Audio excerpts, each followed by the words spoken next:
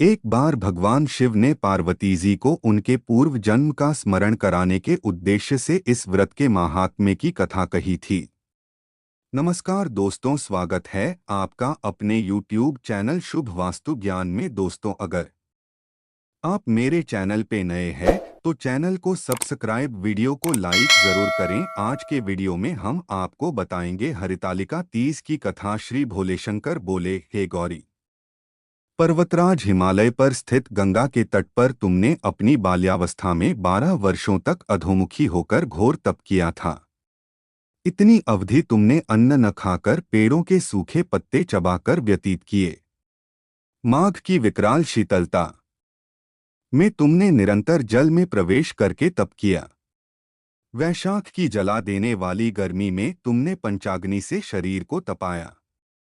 श्रावण की मूसलधार वर्षा में खुले आसमान के नीचे बिना अन्नजल ग्रहण किए समय व्यतीत किया।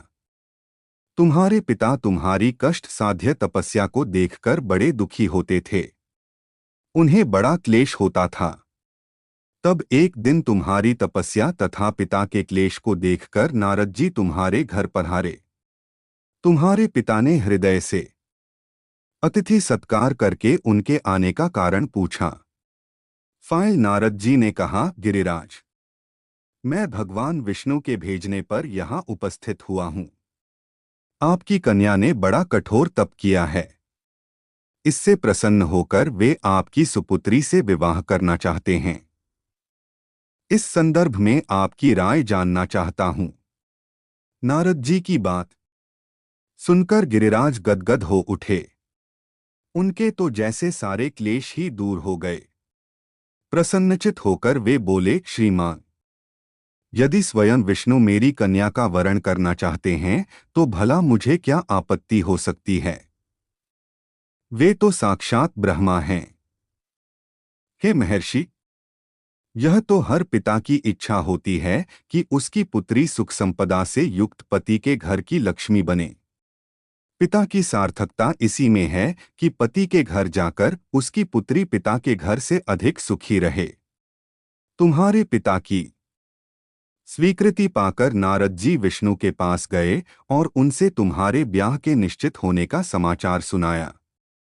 मगर इस विवाह संबंध की बात जब तुम्हारे कान में पड़ी तो तुम्हारे दुख का ठिकाना न रहा।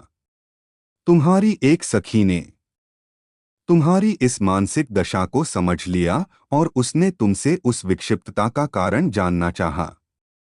तब तुमने बताया, मैंने सच्चे हृदय से भगवान शिव शंकर का वरण किया है, किंतु मेरे पिता ने मेरा विवाह विष्णु जी से निश्चित कर दिया। मैं विचित्र धर्म संकट में हूं। अब क्या करूं? प्राण छोड़ देने के अतिरिक्त अब कोई भी उपाय शेष नहीं बचा है। तुम्हारी सखी बड़ी ही समझदार और सूझबूझ वाली थी। उसने कहा, सखी, प्राण त्यागने का इसमें कारण ही क्या है? संकट के मौके पर धैर्य से काम लेना चाहिए। नारी के जीवन की सार्थकता इसी में है कि पतिरूप में हृदय से जिसे एक बार स्वीकार कर लिया, जीवन पर्यंत उसी से निर्वाह करें। सच्ची आस्था और एक निष्ठा के समक्ष तो ईश्वर को भी समर्पण करना पड़ता है। मैं तुम्हें घनघोर जंगल में ले चलती हूँ, जो साधना स्थली भी हो और जहाँ तुम्हारे पिता तुम्हें खोज भी न पाएं। वहाँ तुम साधना में लीन हो जाना। मुझे विश्वास है कि ईश्वर अवश्य ही तुम्हारी सहायता करेंगे। तुमने ऐसा ही किया।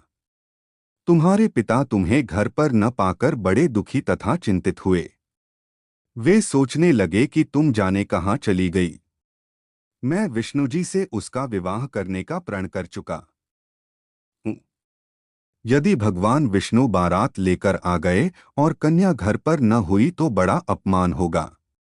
मैं तो कहीं मुंह दिखाने के योग्य भी नहीं रहूंगा। यही सब सोचकर गिरिराज ने जोर शोर से तुम्हारी खोज शुरू करवा दी।